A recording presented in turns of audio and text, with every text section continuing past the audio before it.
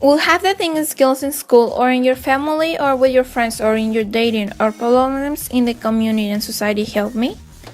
Well, this subject has been very useful principally in my personal development of my academic life, due to the fact that it has taught me the elements of the thought, which I have used to make a lot of homeworks and summary of the topics. This method is very helpful because it breaks down all of the information and lets you process a small portion of it, which lets you a better comprehension of the topic. Also, it has gave me the basis to look everything into perspectives, in a subjective way and an objective way. This has allowed me to solve problems in my family. For example, when a conflict came up and someone needs to be impartial and consider every single point of view to solve the conflict. In this video, we are going to talk about fallacies, syllogisms, and analogies. Some examples of fallacies are: according to the famous scientist John Craig Venter, the best way to get good grades is to work out every day. This fallacy is ad verecundiam, which defends the conclusion according to the opinion of an authority or an expert. Another example of fallacy is: no one can prove that there is no life in Mars.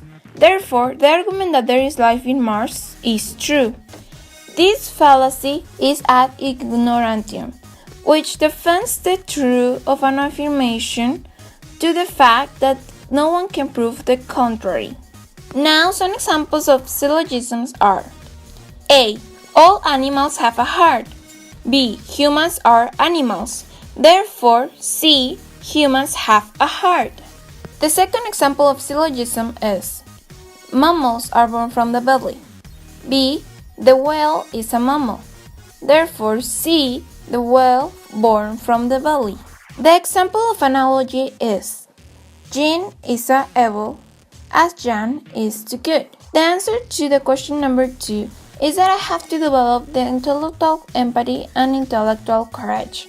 I can develop the first one by opening myself to all kinds of people in different environments and watch their behavior and maybe ask them how they feel or think about certain situations.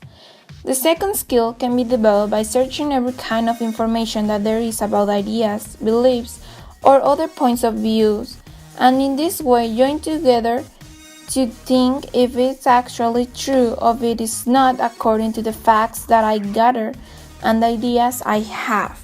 To end this video, what I learned from this activity is that the syllogisms are very useful to establish relationships that can be proved and considered for their accuracy, and also by the truth that some of them have, even if the conclusion is not reasonable. Also, I learned that the fallacies are used in daily life to excuse or defend yourself in certain situations without having actual facts or information that can support your ideas. For last, I recognize that this subject of thinking skills have been very useful for my personal development in the academic area. Also, what I would like to learn after this activity is how the analogies can be used in my life, or how can I apply them to give examples, due to the fact that these analogies were a little bit difficult to me. Also, I would like to learn how the fallacies influence in the decisions or reactions that the people do after hearing or saying these fallacies.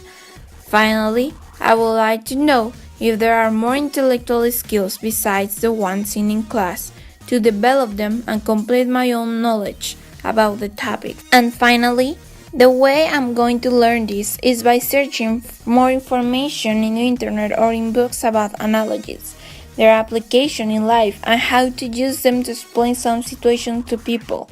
Also, I will search in the internet the influence of fallacies in people, and maybe after gathering all the information, I will make some interviews using fallacies and I will study people's reaction to this.